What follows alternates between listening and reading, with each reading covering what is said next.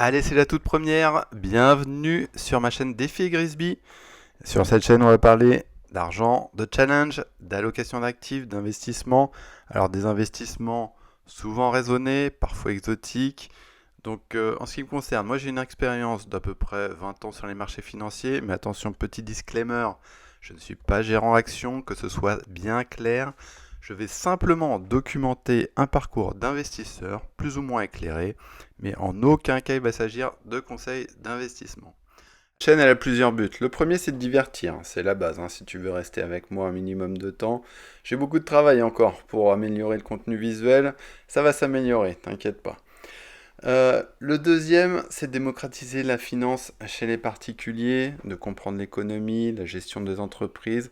Ce qui est intéressant dans l'investissement, c'est que c'est une manière d'apprendre un peu plus sur le monde qui nous entoure sans avoir de biais médiatique. Je m'explique un peu. Quelqu'un qui investit, il n'a pas d'idéologie particulière. Il veut simplement que son investissement lui fournisse un rendement en fonction du risque qu'il est prêt à prendre. Et pour comprendre ces risques, ça nécessite une compréhension des marchés en évitant des biais, en cherchant un maximum de s'approcher de la réalité. Ici, on n'est pas dans le monde avec des grandes ou belles idées utopiques ou populistes défendues par qui que ce soit.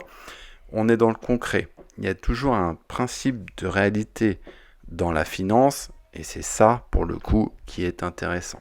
Troisième point, je vais partager mes investissements et c'est peut-être le plus intéressant pour toi. Je vais je vais te montrer mon écran sur mes comptes titres, PEA, assurance vie, et tout ce qui a rapport en fait aux actions au marché financier. Voilà, ce sera du contenu à valeur pédagogique.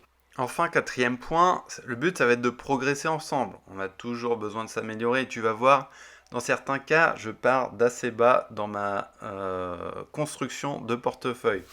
Donc, le fait de partager du contenu, c'est aussi un moyen pour moi de mettre de l'ordre dans mes finances et je partagerai évidemment tout ça avec toi. Et c'est pour ça qu'on va pas perdre de temps, on va passer tout de suite sur mes écrans où pour le coup, je vais tout te montrer, assurance vie, compte titre et PEA. A tout de suite. Tout de suite sur mon assurance vie sur Boursorama. Voilà, donc les premières positions, j'ai à peu près 27 000 euros sur ce compte d'assurance vie de l'Eurocima et de l'Euro exclusif. Les deux premières lignes que vous voyez, ça représente beaucoup, ça représente plus de 50% du portefeuille. Donc là, on va parler plus de positions d'attente en attendant une correction sur le marché action. Parce que voilà, c'est du sans risque, ça me rapporte à peu près, je pense, un rendement de 2%, mais c'est à capital garanti, les fonds en euros. Ensuite, j'ai du S&P 500, du Nasdaq, donc ça c'est on va dire les deux positions risquées, avec le plus de poids. Ensuite, j'ai de l'Inde, une position que j'avais prise il y a pas mal de temps, où je suis à quand même plus 51% de performance dessus. Et puis du MSCI World, un ETF avec des bons d'inflation, de l'émergent. Et vous voyez les deux dernières positions là, la Chine et la Russie, le bloc de l'Est. Donc voilà, vous avez les performances toutes à droite là. La Russie notamment, j'avais pris juste avant la guerre en Ukraine, donc on peut dire merci Poutine pour cette... Là j'ai eu le nez creux là-dessus, voilà. Bon, ça c'était un petit résumé ici, on va pas s'attarder sur ce qu'on va faire, on le fera dans les prochaines vidéos où on va mettre un bon coup de balai, je pense, sur quelques positions, et j'étayerai beaucoup plus sur les choix que je vais faire sur ce portefeuille. On passe tout de suite à mon compte titre et à tout de suite. Mon compte Trade Republic, là où en fait j'ai des actions et des ETF plutôt internationales. Parce qu'avant j'étais chez Boursorama et je payais trop de frais sur mes actions internationales, notamment anglaises et US, avec ce courtier là, c'est pas cher, même si y a des défauts aussi. Mais bon, ce que j'aime, c'est juste la simplicité d'exécution. Donc on voit, j'ai quasiment 21 000 euros. sur ce compte titre. Je l'ai commencé il y a à peu près 1 an. Donc la performance, vous voyez, elle est plutôt moyenne, plus 6%. Ça fait 1200 euros de plus-value. Donc j'ai à peu près 77% d'actions, 22% d'ETF. Et vous voyez, en fait, si on fait la répartition ici, les ETF ont une performance de plus 6%, alors que les actions, plus 4%. Résultat, j'aurais mieux fait de mettre tout en ETF, et je pense que ça, c'est une stratégie payante dans la plupart des cas. Sur les positions, je ne vais pas revenir énormément dessus aujourd'hui. On aura vraiment le temps de revenir plus tard sur les décisions d'investissement et surtout les changements. Mais bon, si on s'arrête rapidement dessus, on a des belles plus-values ici sur du Amazon, Alphabet, Morel Prom, Microsoft, du Nasdaq, machin, et aussi du négatif, du Pfizer, du Moderna. Voilà. Donc tout ça, on verra ça un peu plus tard, parce que je pense qu'il y a beaucoup de tri ici aussi à faire. On se retrouve tout de suite pour le PEA. En PEA, là ça y est, on y est.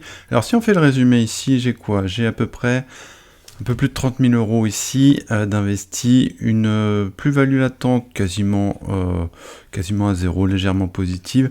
Et en fait, quand on regarde un peu bien, il est pas du tout équilibré.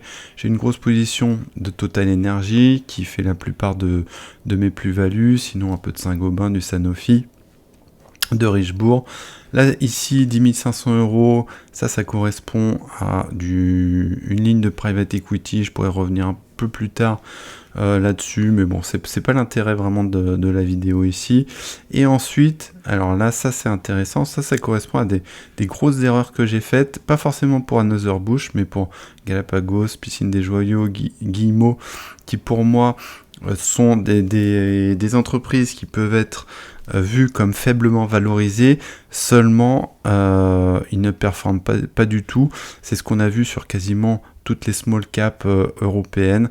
C'est une déception totale. J'ai pas coupé mes positions, mais voilà, on va réfléchir, je pense, ensemble sur ce qu'il va falloir faire. Sur Anheuser-Busch, donc ça c'est le plus gros brasseur au monde, avec des marques comme Budweiser aux États-Unis par exemple.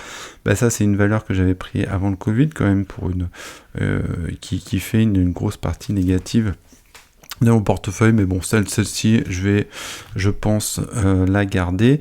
Et ensuite on a deux ETF que j'ai rajouté à mon PEA. Un ETF qui représente un marché européen avec des gros dividendes. Donc là pour quasiment 5000 euros, avec une légère plus-value. Et un ETF sur le Nasdaq. Alors on peut avoir des ETF sur les marchés américains dans le PEA via une réplication d'indice. Donc voici pour le PEA. Pour résumer, nous avons vu mon assurance vie, mon compte titre, mon PEA. Il y a du bon, il y a du moins bon. Beaucoup d'erreurs ont été faites, notamment sur l'allocation, la sélection d'actifs, la concentration.